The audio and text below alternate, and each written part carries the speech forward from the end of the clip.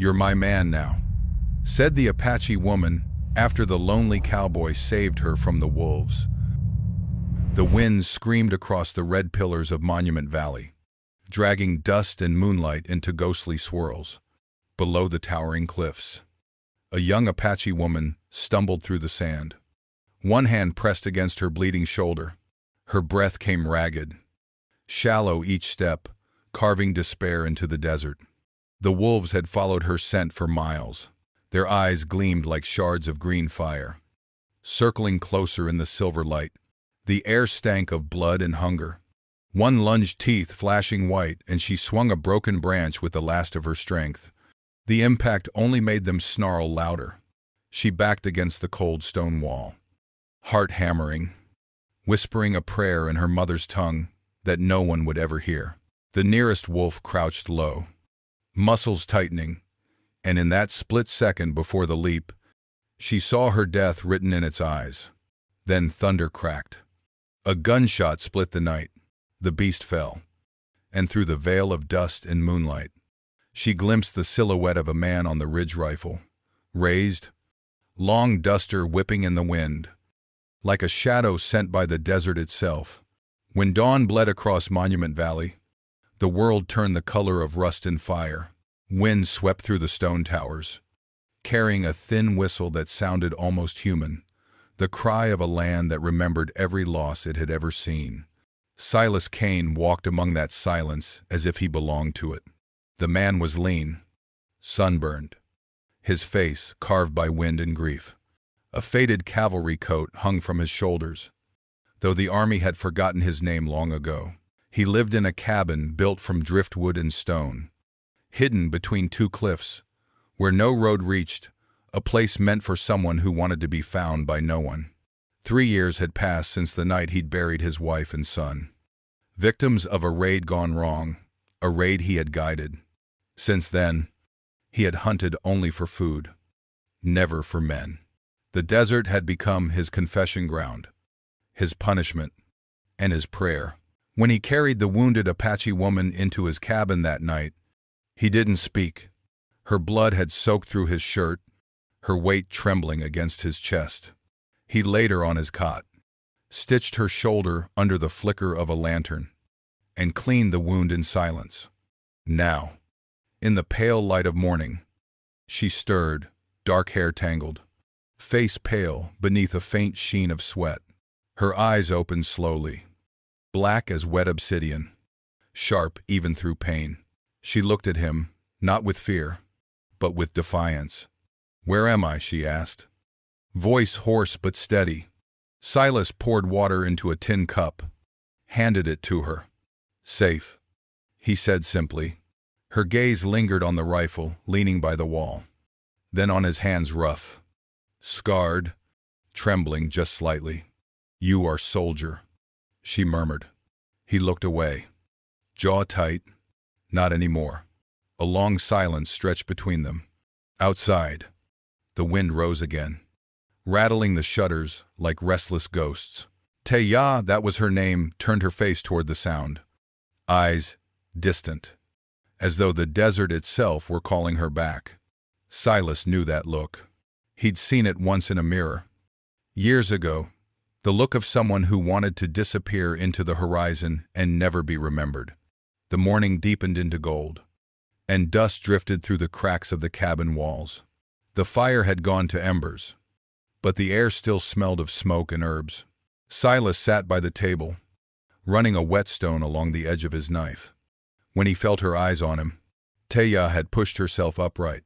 The blanket slid down her shoulder, revealing the rough stitching of his work. She touched it, wincing, once, then fixed him with a stare as sharp as the knife in his hand. "Why?" she asked. He didn't look up. "You'd be dead if I hadn't." "That is not answer."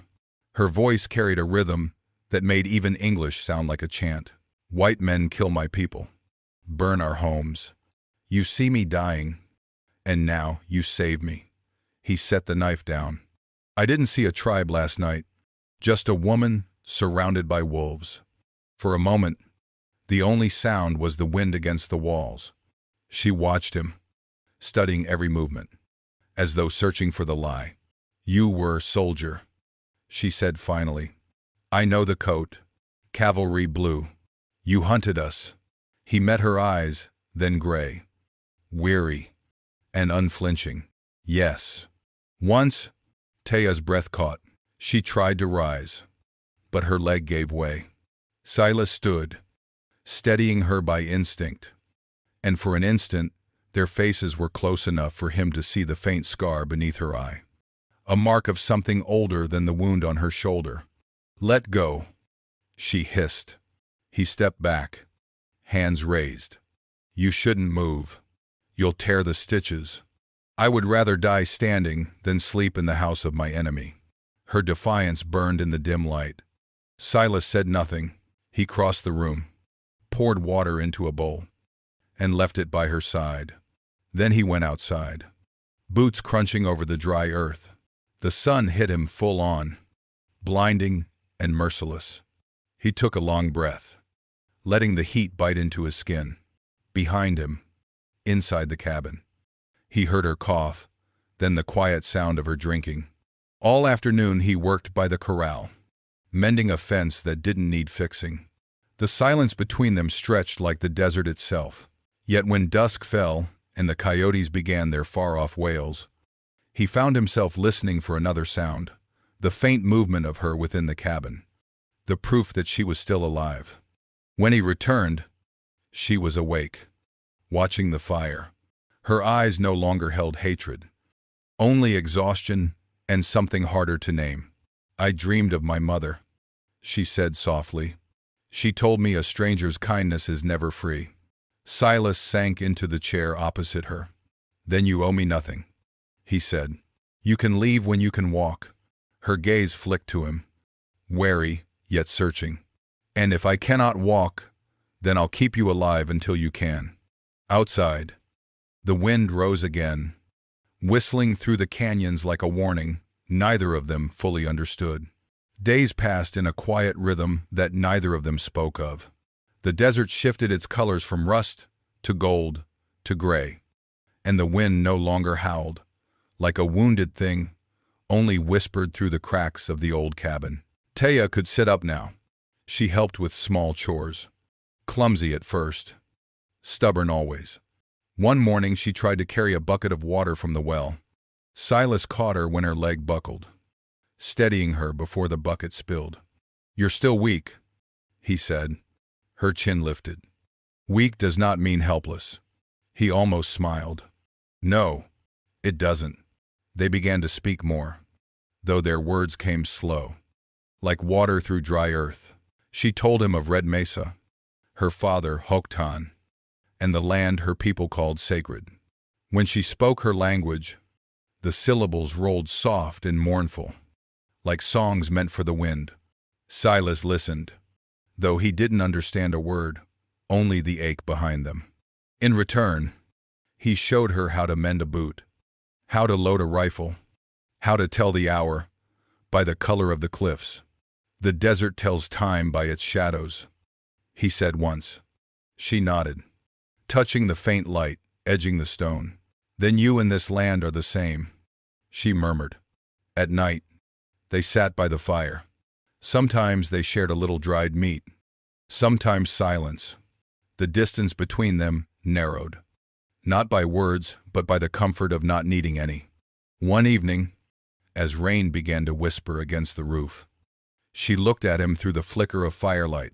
"Your eyes," she said, "they see far, but never close." He didn't answer. "You hide something," she added quietly, like man who walks with ghost beside him. Silas's hand tightened around his cup. "Maybe I do." Who was she? He didn't meet her gaze. "My wife. And my boy." The words hung there, heavy as the rain. Taya said nothing for a long while. Then she whispered, "You carry them with you.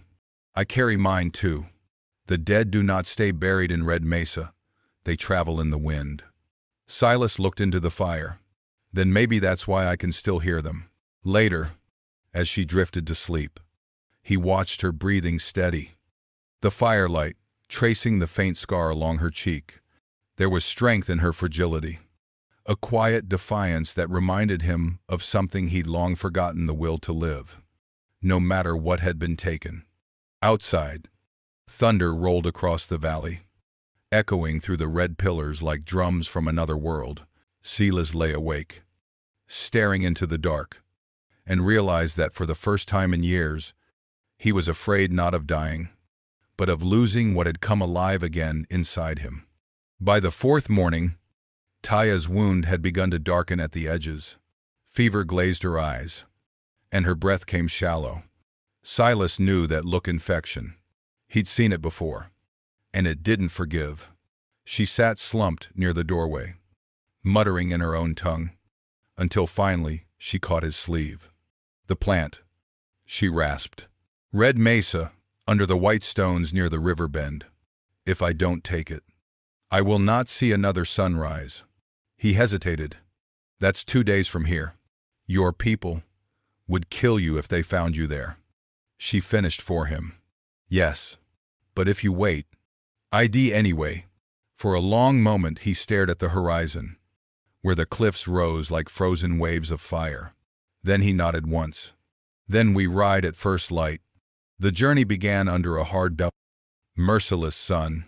The desert stretched wide and soundless, dust shimmering like glass around them. Taya rode behind him on the mare, her hands gripping his coat as the wind tore through her hair. She said little, saving her strength, but her body trembled against his back with every breath. When the heat broke at noon, they rested by a dry stream bed. Silas gave her water, then wrapped his canteen in cloth to keep the rest cool. He watched her drink, the tremor in her fingers, the line of her jaw. "You should have told me sooner," he said. "I thought I could fight it." "You've been fighting too long," he murmured. That night they made camp in a hollow between sandstone ridges. The sky burned with stars so bright they seemed to pulse with sound. Silas built a small fire, then cleaned his rifle. Taya lay wrapped in a blanket, her eyes half-lidded, watching the sparks drift upward like spirits. "Why do you live alone?" she asked suddenly. "Because I deserve to, Ard." "Deserve what?" "The silence." She studied him, her face unreadable in the flicker. "Silence is not punishment. It is death that moves slow." He didn't answer. The words had landed somewhere deep, where no prayer or whiskey had ever reached. By dawn, the fever had worsened. They pressed on, climbing narrow passes where winds screamed through like angry gods. Taya leaned forward, whispering something he didn't understand. Maybe a plea, maybe a memory. When they finally reached the river bend, the land changed. Red cliffs, towering over pale stones, streaked with white veins. She pointed weakly. "There," she said. "The leaves grow where the shadow stays at noon." Silas dismounted, searched, and found the plant small, green-gray, sharp-edged, stubborn as life itself. He crushed it, mixed it with water, and helped her drink. They stayed there until sunset. The fever broke as the sky turned copper. She slept against his shoulder, her breathing deep, and even at last. But the peace didn't last. At dusk, a voice echoed from across the ridge, laughter, rough and slurred. 3 men on horseback appeared, rifles slung low, faces burned with sun and whiskey. "Well, look here," one of them drawled. Didn't know the soldier took to trading with Indians now. Silas rose slowly, hand hovering near his Colt. "Keep riding," he said. "There's nothing for you here." The man grinned. "Oh, I see plenty horse, gear, and a squaw to warm the bed." The world went still. Then steel flashed, and the first shot cracked like thunder. When it ended, 2 men lay in the dust, and the third fled, screaming into the cliffs. Silas stood, breathing hard, smoke curling from his gun. The echo rolled away into the valley, until all that remained was the wind and Taya, pale but awake, staring at him through the dying light. "You would kill for me," she whispered. He holstered the Colt. "No," he said quietly. For peace. But you happen to be in the way of losing it. She smiled faintly. The first time he had ever seen her do it. Then I will try not to die again. That night, they sheltered in a cave while the wind howled outside. Taya slept beside the fire, and Silas watched the light flicker over her face, the shadow of the cliffs painting red across the stone. She dreamed aloud. Words half-formed. A man who looks back will find the wind has already forgiven him. Silas sat long after the fire burned down, wondering if forgiveness was something the desert could still hold. They reached the valley 3 days later.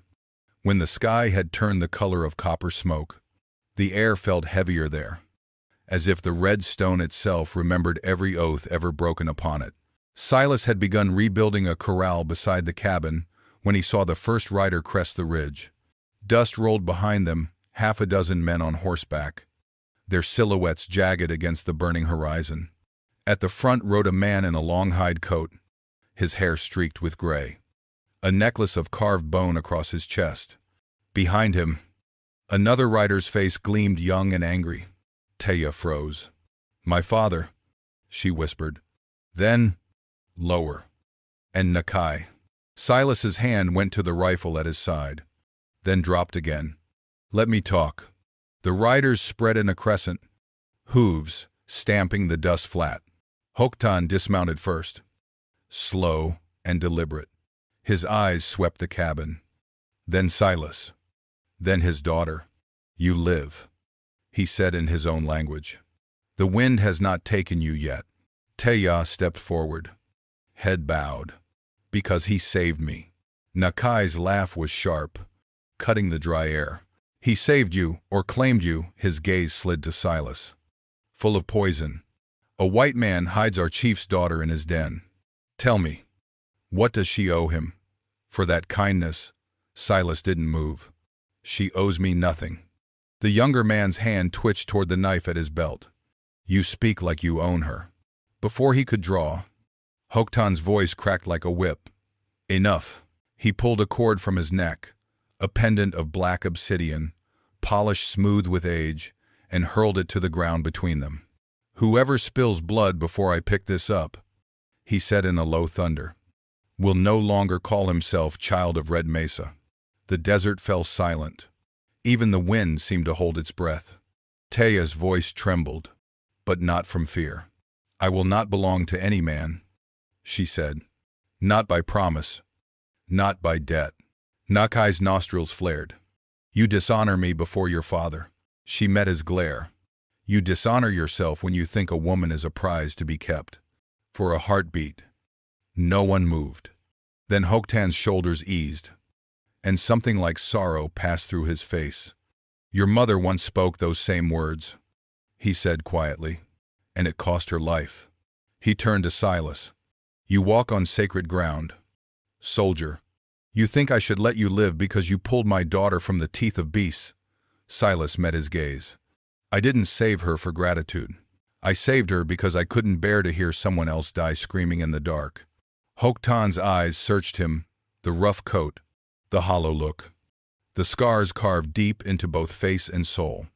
Then, slowly, he nodded. "If you keep her with respect, not with chains of flesh, but with the weight of your word." Nakai made a choked sound, his fury breaking loose. "You would give her to him. I give her to no one." Hoktan said, "I only release her from what binds her." He bent, picked up the obsidian pendant, and held it toward his daughter. "Freedom is a path with sharp stones. Child, step carefully." He mounted again, the others following, and as they rode away, the wind rose, sweeping red dust over the valley until all trace of them was gone. Taya stood in the stillness, fingers closing around the pendant her father had left behind. "He has not forgiven," she said softly. "No," Silas answered, "but he's given us a chance to deserve it." The sun sank behind the cliffs, and shadows swallowed the valley whole. Neither of them saw the figure watching from the far ridge Nakai, his face carved by hatred, his hand tight on the hilt of his knife. That night, the wind turned strange. It came from the north instead of the canyon, carrying a dry scent of mesquite and smoke. Silas felt it first, that uneasy stillness, before the land itself changes, and went to check the horses. The moon had just cleared the cliffs, white and round as a coin. Inside, Taya was grinding herbs, humming a half-remembered song from her mother. When he stepped back in, she looked up. "Something moves out there," she said quietly. He nodded. "I know." The horses had been restless all evening, ears twitching toward the ridge. He loaded both rifles, checked the Colt at his belt, then doused the lantern. The cabin sank into darkness, broken only by the glow of the hearth. "Stay low," he murmured. Taya slid the Winchester into her hands without argument. The first arrow struck the door with a dry, hollow thud. The second shattered a jar on the shelf. Then came the war cry, a sound raw enough to tear the desert silence in two. Flames erupted outside. The corral had been set ablaze. The light flashed through the window, painting the walls blood red. "They came for you," Silas said, eyes narrowing. "No," she whispered. "They came for pride." Nakai's voice rose above the crackle of fire. "Come out, soldier. Let the wind judge whose blood is worth the desert." Silas's jaw tightened. He turned to Taya. "You know how to shoot," she gave a grim smile. "My father taught me long before he taught Nakai to speak." The next minutes blurred into smoke and gunfire. Two shadows moved outside, one near the corral, one circling the rear. Silas fired through the window. A cry split the night. Another figure darted for the door. Taya aimed low, squeezed the trigger. The shot rang true, but Nakai didn't retreat. He wanted her alive to prove his victory. He kicked through the side wall where the boards were weakest, bursting into the room like a storm of dust and fury. His knife flashed, slicing through the dim light. Silas met him head-on. The two men crashed into the table, splinters flying. Nakai's blade cut across Silas's shoulder. Blood darkened the old coat. Silas slammed an elbow into the warrior's jaw, sending him stumbling. But Nakai lunged again with the desperation of a wounded animal. Taya shouted his name, fired once not to kill, but to shatter the latch of the barn door. The horses bolted free, bursting through the flames. Their panicked screams drowned the chaos as they thundered past the cabin, scattering embers and men alike. Nakai staggered, momentarily blinded by smoke. Silas grabbed his arm. Twisting hard, the knife clattered away. The fight went to fists, brutal and close, until Nakai's fury spent itself in a wild swing that met nothing but air. Taya was the one who ended it.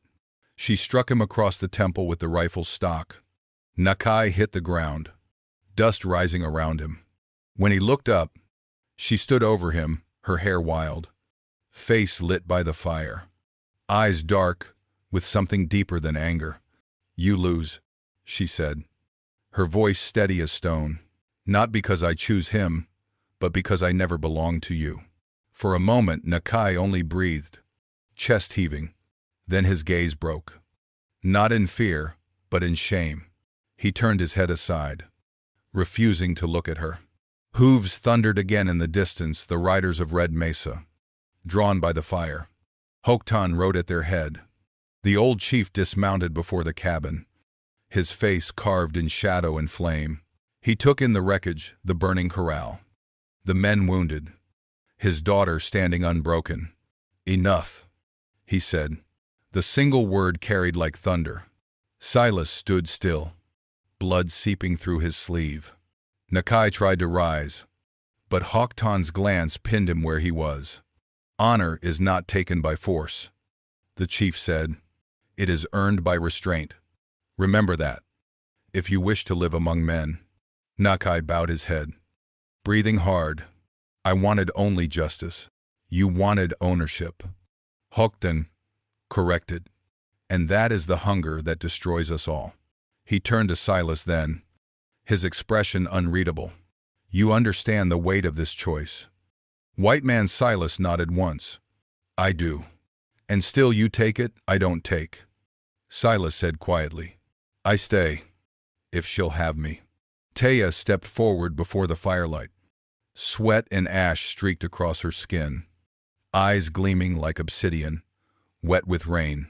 He will stay, she said, not as master, not as savior, as man who listens when the wind speaks. For a long moment, Hawkton watched them both. Then he reached to his neck and removed a small string of white bone beads old, smoothed by years of touch. These belong to her mother, he said, placing them into Taya's palm. She believed freedom has a price, but never shame. Now the wind carries that truth to you. He looked at Silas once more. The land may yet forgive, if you keep it with respect. Then, without another word, the chief mounted his horse and rode off into the dawn. His warriors followed, silent, until the sound of hooves faded into the canyons. When it was over, the fire had begun to die. Smoke curled into the sky, turning the first light gray.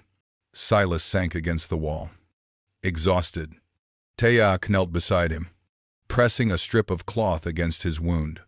You should have let me face him, she murmured. He gave a faint smile. I think you did. They worked through the rest of the night, putting out what remained of the fire, burying the two men who hadn't survived their own pride. By sunrise, only blackened wood and scorched earth marked what had been their home.